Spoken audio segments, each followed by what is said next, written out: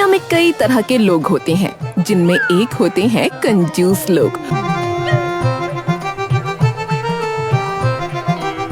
और एक होते हैं महाकंजूस मक्खी चूस लोग।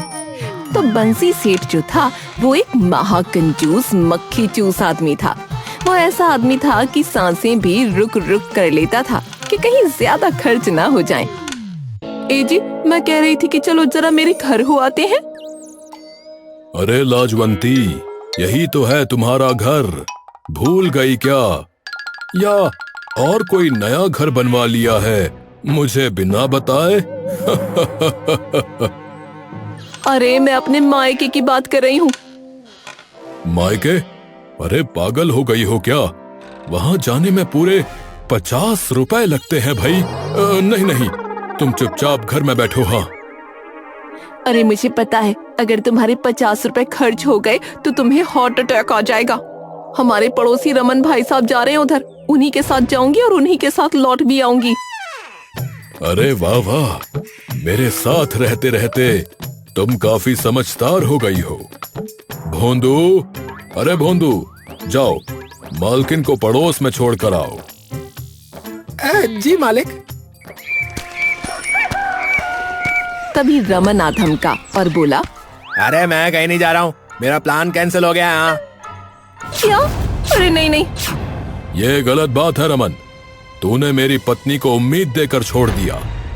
अब इसको 50 रुपए दे, नहीं तो इस बेचारी को मायके जाना है। अरे तुम्हारा दिमाग खराब है क्या बंसी भाई? मैं पैसे क्यों दूं? क्योंकि मायके पहुंचाने की उम्मीद तो तुमने ही दी थी ना। अब ये मुझसे कहे तो मैं तो 50 रुपए देने से रहा। हाँ, अरे छी छी छी छी छी छी, ये कंजूसी है। छी, अब समझ में आ रहा है कि क्यों पूरे मोहल्ले के लोग कहते हैं कि अगर बंसी सेठ को सांस लेने पर भी टैक्स देना पड़े ना, तो वो आधी सांस पे ही जीना सीख जाए। हाँ, तुम्हारी कंजूसी एक दिन भूत को भी भगा देगी बंसी भाई। अबे जा ना यार, ज्ञान न दे, चल भाग यहाँ से। एक तो वैसे ही काम खराब कर दिया सारा। अरे हाँ हाँ, जा रहा हूँ जा रहा हूँ। मुझे भी कोई शौक नहीं है तुम्हारे घर में रुकने का भाई। अब मैं मायके कैसे जाऊंगी? अरे तुम कमरे में जाओ और चुपचाप सो जाओ, बिना पंखा चलाए वो भी, और दिमाग खराब मत करो मेरा। हाँ। लाजवंती रोती हुई कमरे में चली गई, पर बंसी को क्या, उसके पैसे बच गए। उसके लिए तो बस यही काफी था। उसी रात जब पूरा मोहल्ला खर्राटे मारते हुए नींद में डूबा था, बंसी सेठ के घर कुछ अजीब होने वाला था। घड़ी ने 12 बजाए ही थे कि एक डरावनी गूंजती हुई आवाज आई, बंसी, हे बंसी, मेरे 50 रुपए लौटा दे। सेठ का कंबल उछल गया। वो हक्का बक्का होकर बिस्तर पर सीधा बैठ गया। उसकी आंखें तश्तरी जैसी गोल हो गईं। हाय राम, हाय राम, हाय जय हनुमान ज्ञान गुण सागर। अरे अरे, ये कौन बोल गया भाई? कहीं चोर तो नहीं? अरे 50 रुपए दे, वरना ले जाऊंगा। बंसी का गला सूख गया। उसने धीरे से लाजवंती को हिलाया। लाजवंती, उठो जरा, कोई है घर में? अरे आवाज आ रही है, पैसे ले जाएगा वो। लाजवंती गहरी नींद में थी। उसने नींद में ही पलटकर सेठ के गाल पर एक जोरदार थप्पड़ जड़ दिया। हर वक्त पैसों की बातें करते रहते हो, सोने भी नहीं देते। सेठ की हालत पतली हो गई। थप्पड़ का दर्द भूलकर वो डर में सीधा भागा और नौकर भोंदू के कमरे में जा घुसा। अरे भोंदू, अरे उठ जा रे मूर्ख, घर में भूत घुस आया है। सेठ जी, ये आपकी पेट की आवाज तो नहीं थी? बची हुई दाल हजम नहीं हुई होगी शायद। अरे चुप रे, या तो ये कोई घर में घुसा है या कोई फिर आत्मा बोल रही है।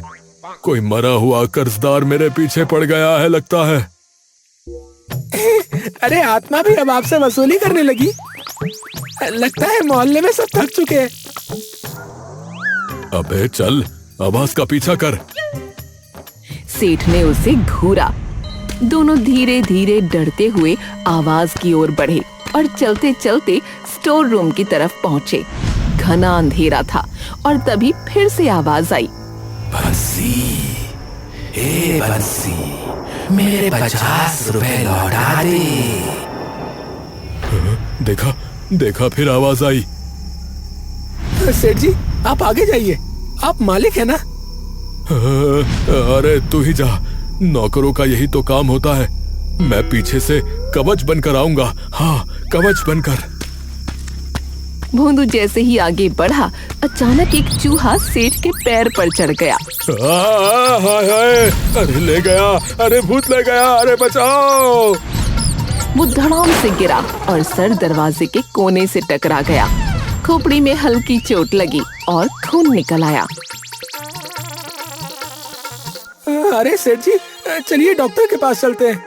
अरे नहीं नहीं, अरे खर्चा हो जाएगा। ये देख, पुराना गमछा है, देखा, इसी से बांध लेता हूँ, खून रुक जाएगा। बंसी ने सर पर कपड़ा लपेट लिया और बोला, लो, हो गया फ्री का इलाज। तभी वही डरावनी आवाज फिर गूंजी, 50 रुपए दे बंसी। अरे भोंदू, अरे पकड़ इसे। सेठ डर के मारे सीधा भोंदू की गोद में जा चढ़ा। दोनों एक दूसरे से ऐसे चिपक गए जैसे ठंड में दो बिल्लियां हीटर से चिपकती हैं। सेठ जी, उतरिए, मेरी हड्डियां चरमरा गई। अरे पहले भूत को पकड़, फिर उतरूंगा। शोर सुनकर लाजवंती भी कमरे से बाहर आई। अब क्या नया तमाशा है?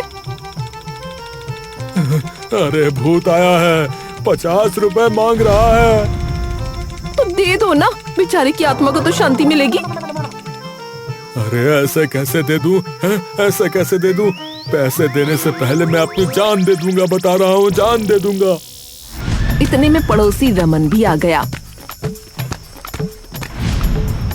अरे क्या हो गया बंसी? हैं? क्यों कुत्तों की तरह चिल्ला रहे हो सन्नाटे भरी रात में? अरे किसी ने चवन्नी चुरा ली क्या तुम्हारी? चवन्नी? अरे कंजूस कहीं के। अरे बोलता कि नहीं, बोल। अबे चुप, बोलने देगा तब तो बोलूं। भूत आया है रमन भैया, 50 रुपए मांग रहा है। अरे वाह, तेरे सेठ को देख, अब तो आत्माएं भी वसूली एजेंट बन गई। अरे मजाक मत उड़ा, सच में आया है। अरे ठीक है, पर मुझे सोने तो दे। अगर अब एक आवाज और आई ना तेरी तरफ से, तो इस बार रुपए मैं ही ले लूंगा, बता रहा हूँ। और मजाक भी नहीं कर रहा हूँ, हाँ सच्ची बोल रहा हूँ। सेठ डरते हुए बिस्तर पर लेट गया। पूरा घर खामोश। भोंदू पहरेदारी में बैठा रहा। सुबह तक मोहल्ले में खबर फैल गई कि बंसी सेठ के घर भूत आ गया, और वो भी उधार वसूली करने। भैया लो कर लो बात है। इतने कंजूस आदमी के घर में भूत घुसा है, बताओ, और वो भी पैसे मांगा भैया, पैसे मांग रहा है। पैसे। लोग बातें बना रहे थे और दोपहर होते होते पंडित चुन्नी लाला धमके। सेठ जी, ये किसी गरीब आत्मा की पुकार है। मरने से पहले जिसने आपको उधार दिया होगा, या शायद आपने उसके हक के पैसे नहीं दिए होंगे। अरे पंडित जी, मैंने तो जीवित व्यक्ति का भी कभी उधार नहीं लौटाया, मरे हुए को क्या दूंगा? आत्मा बहुत गुस्सैल होती है, अगर उसे शांति न दी गई तो सबका नुकसान होगा। आपकी बात मानता हूँ, पर पैसे देने की बात से मन मचल रहा है। पैसे दूं तो जेब खाली, ना दूं तो आत्मा वाली मुसीबत भारी। क्या करूं? वैसे किसी के घर भूत आता तो सब परेशान होते, लेकिन बंसी की ये हालत देख पूरा मोहल्ला हंस रहा था। सुबह होते ही पूरा मोहल्ला बंसी सेठ के घर के बाहर जुट गया। अरे सेठ जी, हैं? अरे सुना है आपके घर भूत 50 रुपए मांग रहा है मात्र। हैं? क्यों ना आप दान कर दो, पुण्य भी मिलेगा और भूत भी भाग जाएगा। हाँ हाँ, मंदिर में चढ़ा दो वो 50 रुपए, भगवान के नाम पर, भूत डर जाएगा। अरे हद हो गई है, इतना आसान होता तो हर कोई पैसे फेंक फेंक कर भूत भगाता है। मैं क्या पागल हूँ जो ऐसे ही फेंक दूं अपने 50 रुपए? लोग खिलखिलाकर हंस पड़े।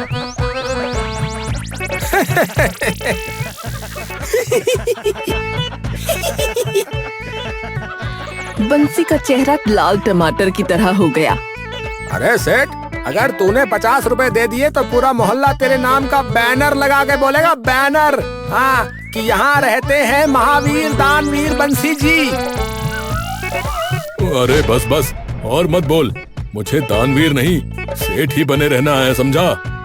लाजवंती ने देखा कि अब भी बंसी नहीं मान रहा, तो उसने एक नया तरीका सोचा।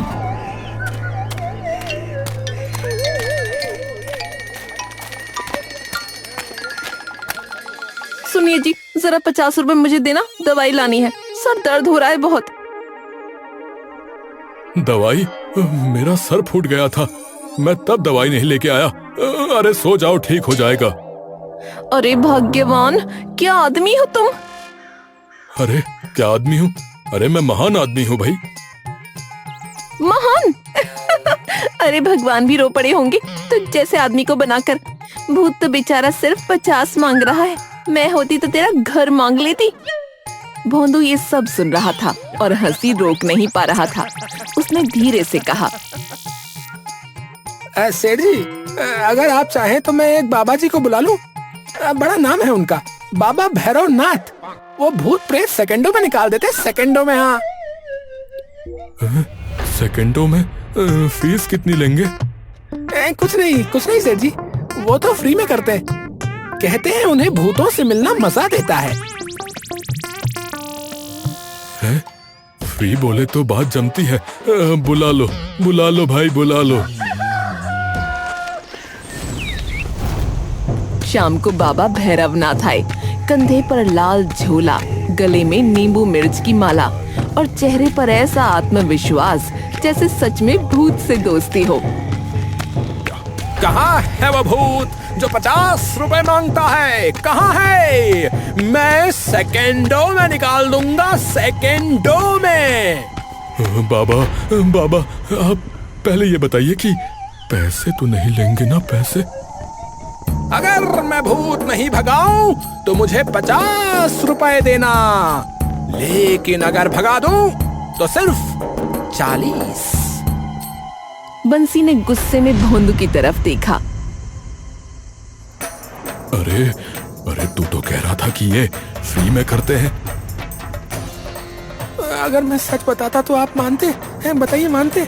और सेठ जी, अब तो हमें जल्दी करना चाहिए, वरना कोई अनर्थ ना हो जाए, बता रहा हूँ। अरे अनर्थ हो या प्रलय है, 50 रुपए का सवाल है। अरे निकलो बाबा, निकलो।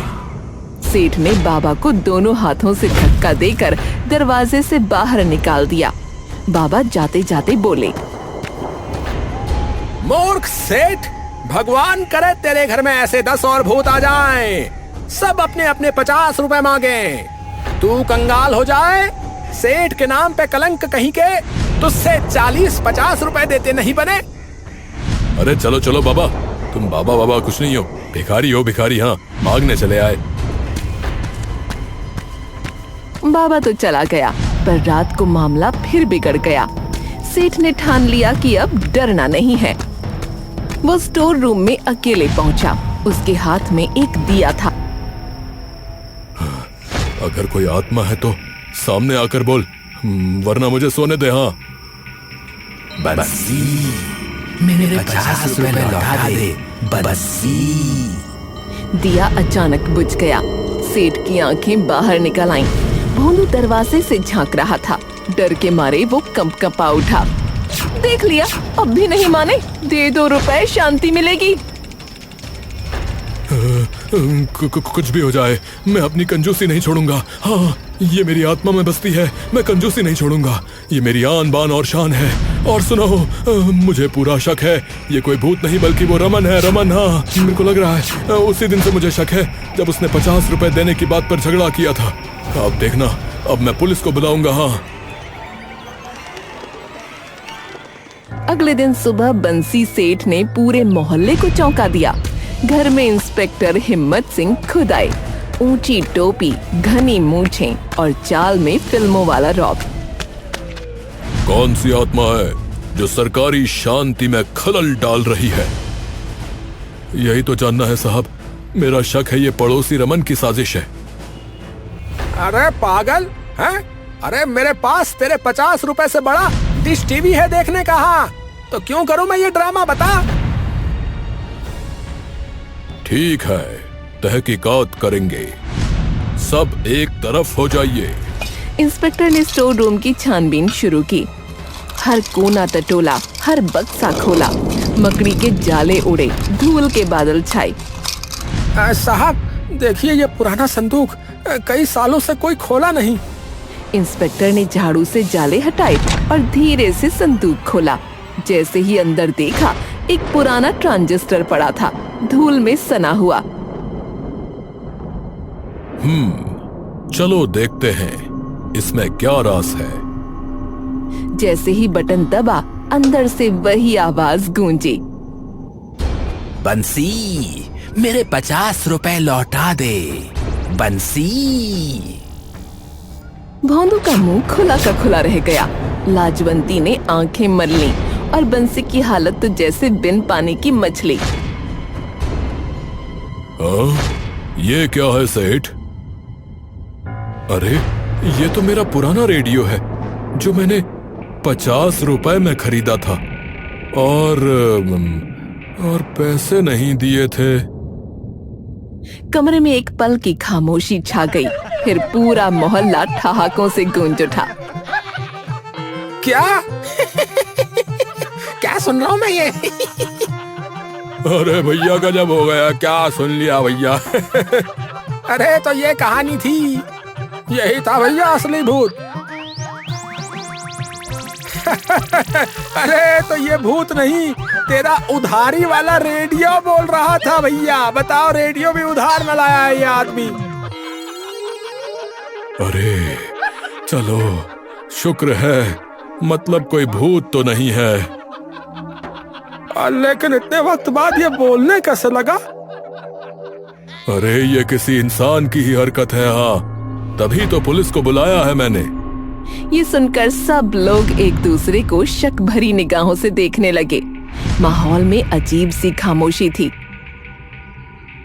सेठ जी, ये तो रिकॉर्डिंग है। दुकानदार ने शायद कभी चिल्लाया होगा 50 रुपए दे, और आवाज रेडियो में कैद हो गई होगी। अब किसी वजह से अपने आप बज उठी है। क्या कर सकते हैं? अरे कुछ भी हो, आत्मा नहीं है, बस बात खत्म। अब पैसे नहीं देने किसी भी तरह से। हाँ। सबके चेहरों पर एक साथ राहत और हंसी की लहर दौड़ गई। मैंने तो कहा था ये डिजिटल आत्मा है। अब जमाना बदल गया है, भूत भी वाईफाई से चलते हैं। सही कहा पंडित जी। तभी लाजवंती ने गहरी सांस ली और बोली, भगवान की तरफ से इशारा है ये। अब तो जाकर उस दुकानदार को पैसे दे दो, वरना पछताओगे। पैसे तो मैं किसी हालत में नहीं दूंगा। हाँ, भले ही ट्रांजिस्टर लौटा दूं, पर 50 रुपए नहीं। नहीं। अरे सेठ समझो, किसी गरीब के पैसे ना खाओ। ज्यादा ज्ञान दोगे तो जूते मारूंगा, समझे? ये सुनकर रमन घर से बाहर निकल गया और बाकी लोग भी धीरे धीरे अपने अपने घर चले गए। थोड़ी देर बाद पुलिस वाला, जो अब तक चुपचाप खड़ा तमाशा देख रहा था, बंसी के पास आया और बोला, बंसी जी, जरा एक बात बताइए, इस संदूक की चाबी किसके पास रहती है? मेरे पास। क्यों? लेकिन जब हमने संदूक खोला तो चाबी तो अंदर लगी हुई थी, यानी किसी ने पहले उसे खोला था। फिर वापस बंद किया। ये सुनकर बंसी की आंखें फैल गईं। मतलब किसी ने मतलब ये काम घर के किसी अपने ने किया है। अब या तो तुम्हारा नौकर भोंदू या तुम्हारी बीवी लाजवंती। बंसी का चेहरा सफेद पड़ गया। क्या? पर ये दोनों ऐसा क्यों करेंगे? कोई भी कुछ भी कर सकता है। शक करना तो मेरा काम है। आप जरा दिमाग पर जोर डालिए और सोचिए, किसे 50 रुपए की जरूरत थी? इतना सुनते ही बंसी के दिमाग में बिजली सी कौंधी। उसे याद आया लाजवंती को ही पहले मायके जाने के लिए पैसे चाहिए थे। वो सीधा अंदर भागा और लाजवंती से बोला, लाजवंती, जरा संदूक की चाबी देना। वो तो आपके पास ही रहती है ना, आपकी अलमारी के नीचे वाले खाने के बाईं तरफ, कपड़ों के नीचे। इतनी डिटेल तो उसने लाजवंती को कभी बताई ही नहीं थी। बंसी वहीं रुक गया। लाजवंती को खुद एहसास हुआ कि उससे गलती हो गई है। उसका चेहरा सफेद पड़ गया। मतलब तूने ही आवाज रिकॉर्ड करके रखी थी? हाँ, मैंने किया। क्या करती? आपने 50 रुपए के लिए मेरा सिर खा लिया था और हमेशा यही करते हो। मैं कभी मायके नहीं जा पाती, इसलिए सोचा अब आपको डरा के ही सबक सिखाऊंगी। मैं तुझे घर से निकाल दूंगा। हाँ मालिक गुस्सा मत करिए। ये मालकिन का नहीं, मेरा आइडिया था। वो आवाज मेरी ही थी। आप रोज मुझे आधा दोना डाल देते हैं। सोचा थोड़ा मजा ले लिया जाए फिर इसी बात का। हाँ, आपने हम दोनों का दिमाग खराब कर दिया है अपनी कंजूसी से, इसलिए आपको सबक सिखाना जरूरी था। तो मतलब तुम दोनों ने मिलकर मेरे रेडियो को भूत बना दिया? क्या करें मालिक? तुम दोनों। उसकी चीख सुनकर पूरा मोहल्ला इकट्ठा हो गया और बात पता चलने पर ठहाकों की गूंज उठी। मजा आ गया भाभी, मजा आ गया। ऐसे आदमी के साथ ऐसा ही करना चाहिए। काश ये राज न खुलता और 50 रुपए बंसी की जेब से निकल आते। अच्छा, अब सब हंसो मत, लेकिन अगली बार कोई चालाकी नहीं चलेगी। हाँ बिल्कुल मालिक, अगली बार हम ट्रांजिस्टर नहीं टीवी में भूत डालेंगे। हाँ हाँ, और भूत बोलेगा रिचार्ज करा दो। चुप करो दोनों, अब मैं और चौकन्ना रहूंगा। अब असली भूत भी आ जाएगा तो फूटी कौड़ी नहीं दूंगा। हाँ। पूरा घर फिर से हंसी से गूंज उठा।